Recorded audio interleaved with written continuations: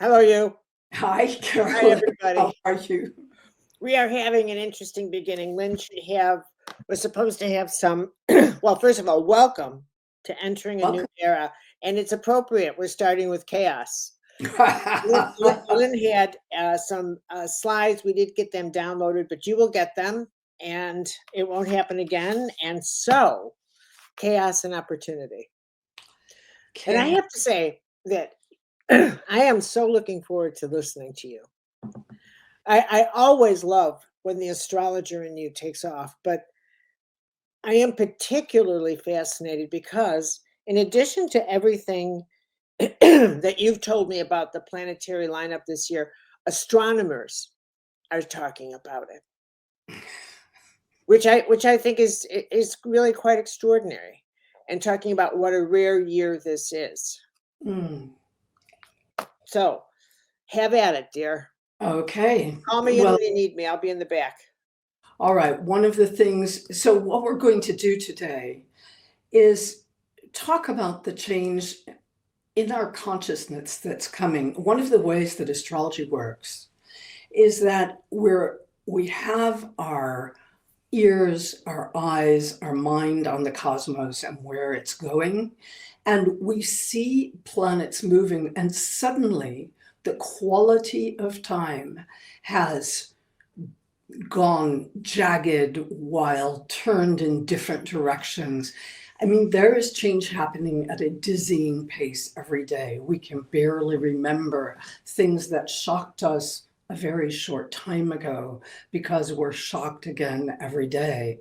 Now, some of this is linked to a very large change in the way we receive cosmic energy. You can say that our souls are imprinted at a certain moment. And today we're going to talk about what happens when the outer planets shift elements. But what's fascinating, and the way that we start the year, is that all the planets are going into fire. The inner planets, Mars, Venus, and Mercury, they step into fire, and then suddenly they go backwards and they go back into the water element. Now, fire has to do with rushing forward, with feeling lit up, feeling a spark of life, moving into the world in a completely new way, moving wholeheartedly, moving, burning internally. And each of the planets goes briefly into fire and then goes back. Now, this started, and it's not only that they go back, but two of them go back in exactly the same place. And others go back in the same part of the zodiac at the end of the year. And I wish you could see my images, you would see this much more clearly. But one of the things that's happening, first of all, I would like you to imagine a giant maelstrom, a giant whirlpool. And a whirlpool, one of the reasons I'm evoking this image is that we have had a buildup of planets at the very end of the zodiac, not just Neptune in particular, which is going to be leaving, which is at the very end of the last sign. And one of the things astrologers say is that when a planet gets to the very first degree of the zodiac, everything starts over again. But as it gets to the end, we're in a place of dissolution, of chaos. Everything gets mixed together, merged together. We don't know. It feels as though we cannot stop what's happening. And we're in a sort of spiral that's pulling everything downward. Now, I think it's incontestable that most of us feel right now that the world does not look the way it used to. Now, one of the ways to think about this, as I've been working on this class, I've been thinking back to 2020, because 2020 was like a huge punctuation mark, a huge, everything stopped. And it's a little bit like stopping a clock and it no longer rings, or the minute hands no longer go around. And this was a particular cycle of planets coming together called Saturn Pluto. which happens every 37, 38 years. But what happened with Saturn Pluto is now unfolding. We're in the very first phase. After Saturn and Pluto move forward, we're in the first phase of the 45, it's called the 45-degree element, where that cycle is emerging right now. And we know that something changed then. We kept hoping it would go back, but now it's very clear it's not going back, because the way the other planets are moving is that the old structures are just falling apart. It's a little bit like there's a very powerful whirlpool and a whole ship is breaking up and things are falling off it, and bits are floating in different places in the sea. So this is where we find ourselves right now. And at the same time, this place of dissolving, this place of not being able to recognize the order of the world that we've lived in for a long time, it's all of us know in some way that we've been heading towards something like that. There are these signs of new technologies, of new ways of being in the world that we've been seeing for a certain amount of time, and they are going to come in and in a way erase or eradicate the past. This is part of the nature of the time that we're in. Now, this time of the whirlpool has to do, we have several pile-ups of planets in the sign of Pisces, this great water sign, this universal sign of compassion, of loss, of desolation, of suffering, but also of great spirituality, understanding how everything is related to each other. Neptune, the planet that has to do with our dreams, our the inner working, the images of the world that come to us, has been in Pisces since 2011. And it is getting ready to leave the sign of Pisces, to come out of the great waters and to spark into Aries, into something totally new. Now, this will happen on March 30th, and we'll be talking a lot about that in the second class.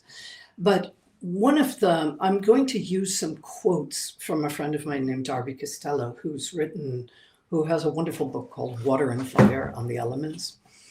And she says, water is seeking unity.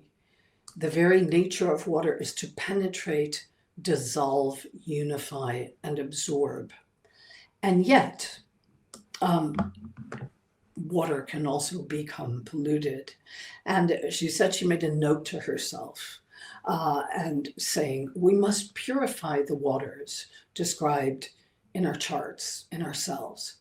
Otherwise, distortion, pollution, projection, illness, bad smells, whirlpools with attendant dead creatures keep our lives in a constant, sluggish, tormented mess.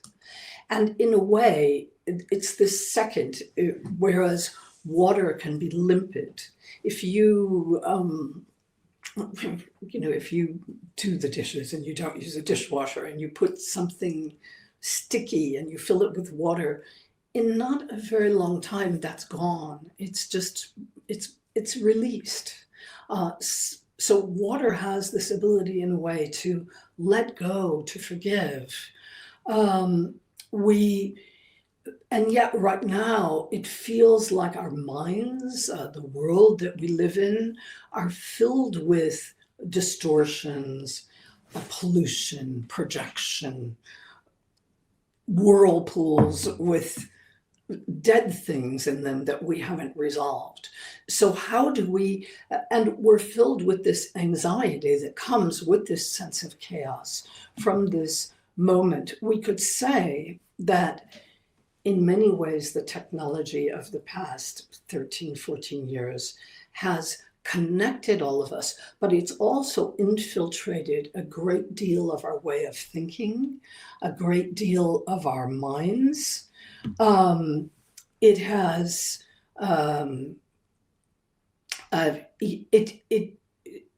we become, in this case, water then works on the level of the unconscious. Now, what's absolutely wonderful about this connection of planets and water signs that is happening before they enter Aries is that they're aligned with something in the sky called the North Node, with the axis. The North Node is the head of the dragon, the direction of the soul's movement. It's the eclipse axis that we see twice a year. We see a series of eclipses of sun and moon, and we'll have a very powerful eclipse in the month of March, which is a moment where there is an opportunity to release a huge amount of emotion that feels as if it invades us and yet keeps us from moving towards something new. So one of the ways to think about this moment in time is that we're in a time where we're seeking a way to deal with the sense of overwhelm, and to a certain extent, a sense of an inability to move forward. Now, I was at an exhibit at a museum, a local museum in Paris a few days ago. And it's about the year 1793, which is the year in the revolution commonly known as the Terror, 1793 and 1794. And what was said, there was a placard that says, because they were as bloody as they were heartening and hopeful, the years 1793 and 1794 teemed with fantastic tales. During these 2 years, as with all important periods of crisis in history, the most nonsensical rumors and the most incredible beliefs arose and were shared on every side of the conflict and throughout every social class. While the Republicans claimed to enter the era of reason, the revolutionary sequence could in fact be defined as the triumph of irrationality. The manipulation of emotion, the rumor mill, the circulation of facts, real or false, had become formidable weapons by which one could discredit, terrorize, and even eliminate one's enemies. Now, that time in history, the planet Pluto was in Aquarius. Pluto stays about 20 years in Aquarius, and it's been transitioning for the past 2 years, since the spring of 2023. And Pluto entered Aquarius for good on November 19th. So we're in this age. Pluto is an air sign, and one of the ways to think about Pluto is that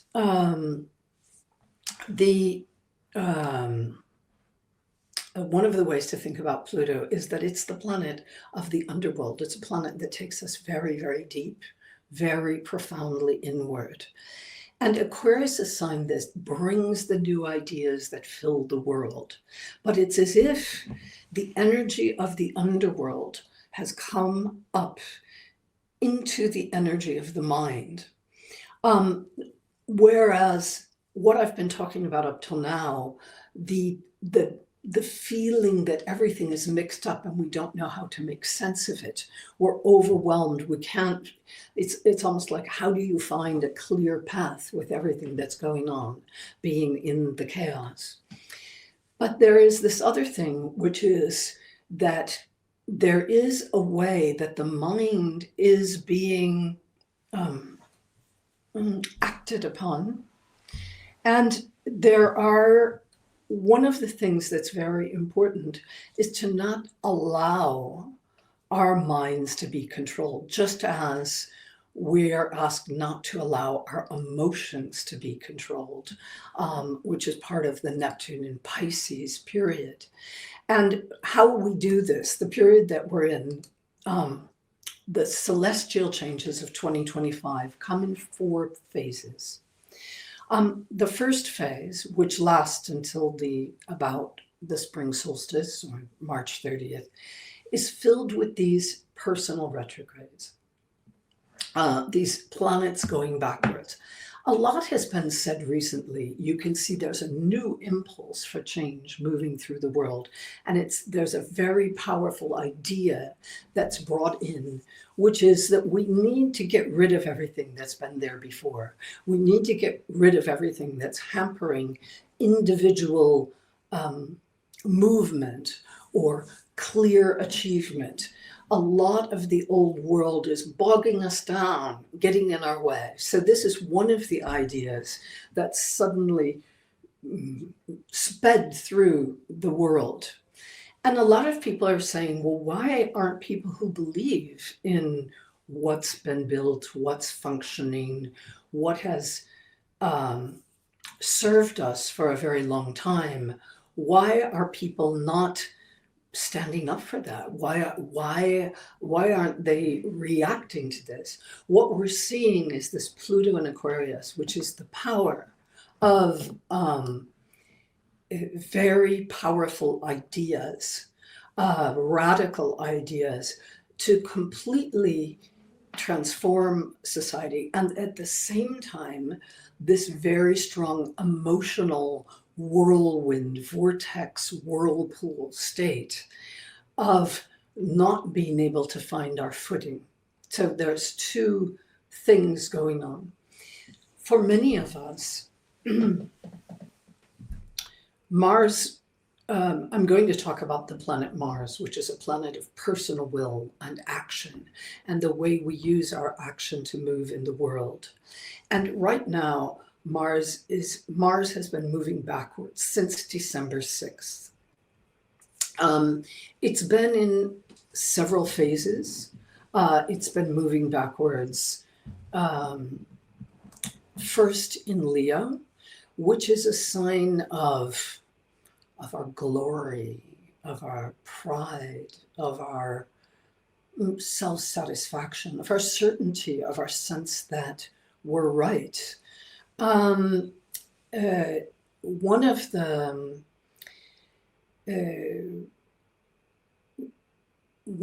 things that happens with Mars and Leo, as Mars and Leo went back, you will remember that in December, there was the CEO of a health company, Brian Thompson, who was shot dead at point blank in New York City in the middle of Manhattan on the way to a conference with his shareholders. And in a way, one of the ways we can see this is an anger. Mars has to do with a very powerful, destructive energy. I cannot do what I want. You are keeping me from doing what I want, with a warrior and energy. And Mars in Leo was directed against someone who an individual believed had the power to keep the good from happening.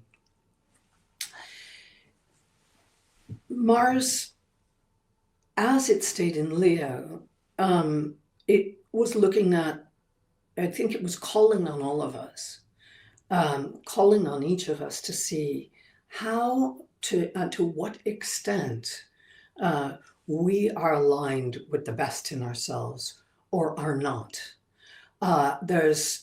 Whenever a planet goes retrograde, and by the way, let me explain what that is. A planet retrograde means that if you're watching it in the sky, it's no longer moving forward in the same direction as the stars, but moving backwards against the stars. Now, this is a visual phenomenon. The planet isn't actually moving backwards, but because our relationship with the sky is Earth-based, it was always seen as significant by those cultures, and almost every culture had a way of looking at the sky.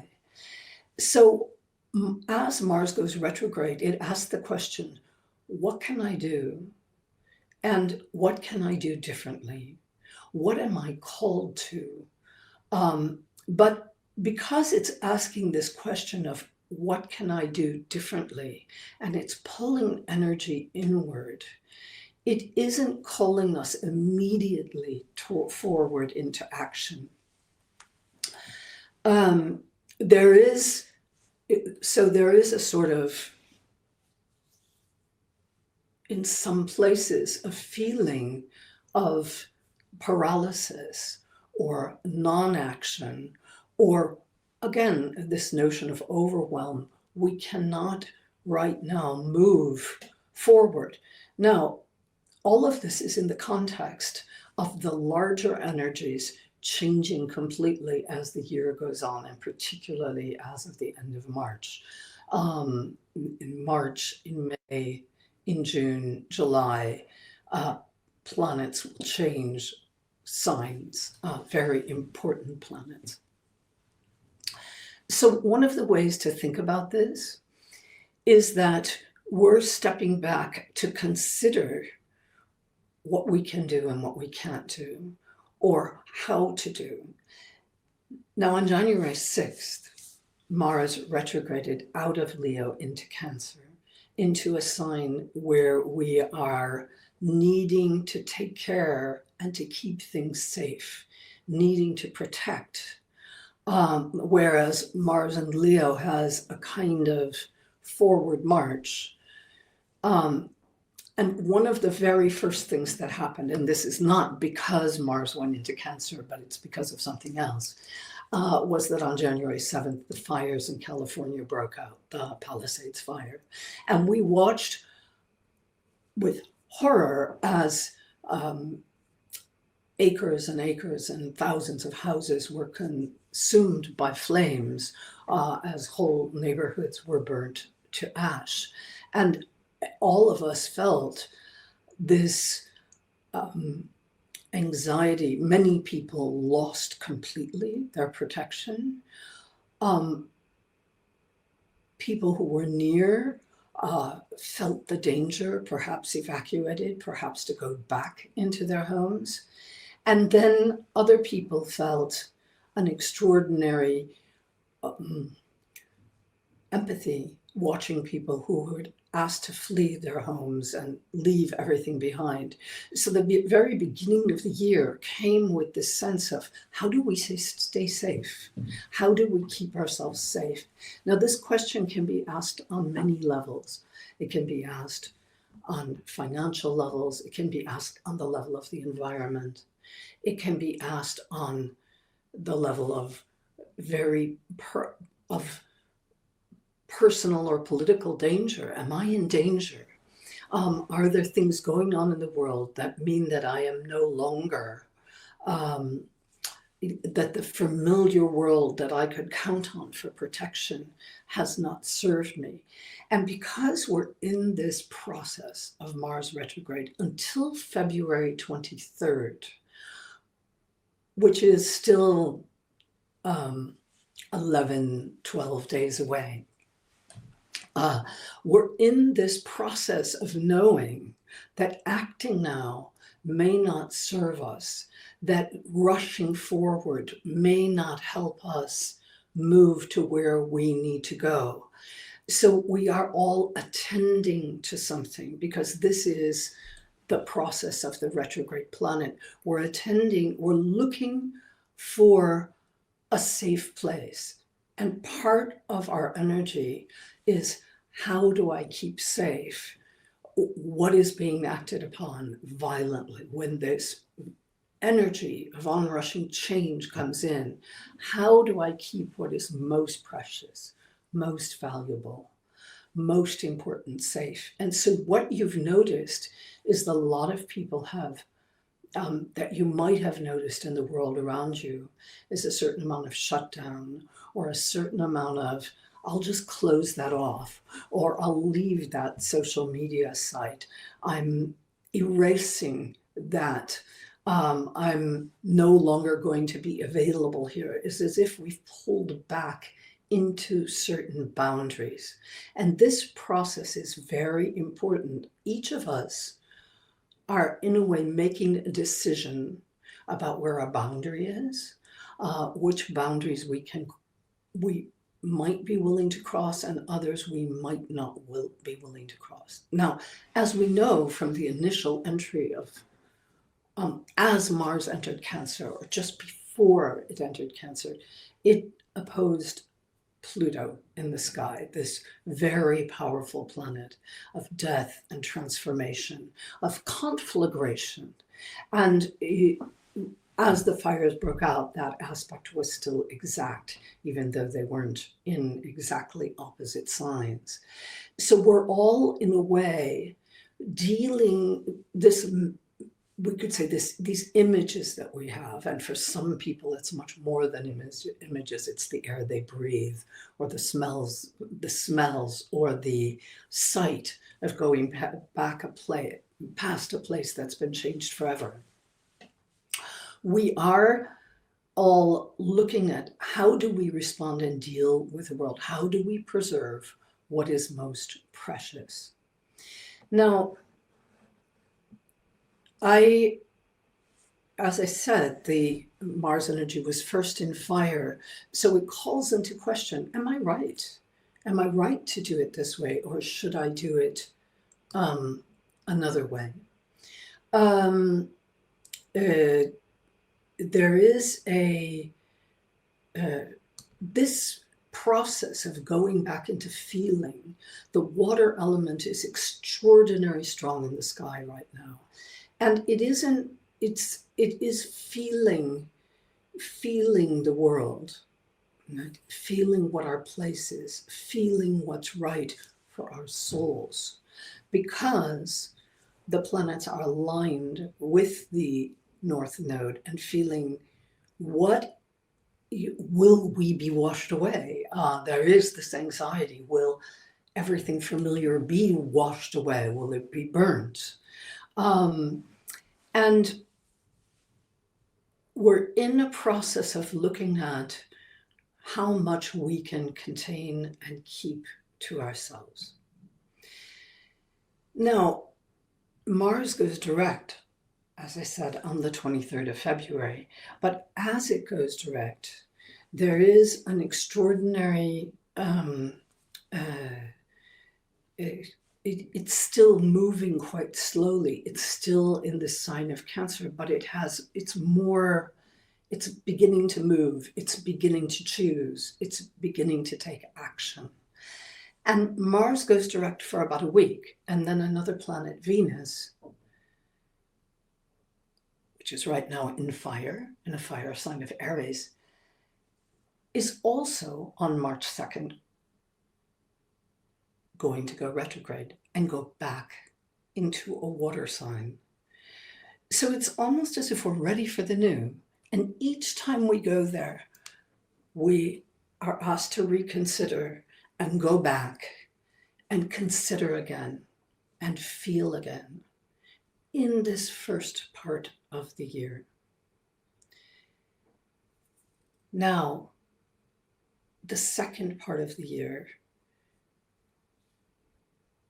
is when the new energy comes in. We haven't seen Neptune in Aries since 1874. It was there from 1861 to 1874. So no one alive knows what this energy is like. And this is where the water planets, and particularly Pisces, we feel overwhelmed by everything. And for some of us, there is this sense of how do we come out? But there is a way of connecting with something that we have not felt for a very long time. A flame, a spark, a way of being that ignites each of us as Neptune goes into Aries. It won't be there for a long period. We'll be there from March 30th until October 22nd, I believe. But it is the first time, one of the things we say about Aries is that this is a creator degree, a degree of origin, a place where um, the absolutely new appears. So seeing Neptune in Aries, we know that the energy of the new will come and change the world that we've known for a very long time. It isn't a powerful planet. Neptune, one of the ways to imagine this is to think that this is a 14-year process. And Neptune connects all of us through a collective process. As I was saying earlier with Neptune in Pisces, our thoughts, everybody else's thoughts were floating and melting into ours through the kind of magic and then let's say the too muchness of the internet, of social media, of things we read every day. We are connected to people we've never met. They're whispering in our ear before we go to sleep or when we wake up in the morning. And with Neptune in Aries, there is a call to hear something that's absolutely personal, absolutely individual. Because Aries is the beginning, the word that sets the world into motion, that brings everything into being. So something new is coming in with Aries.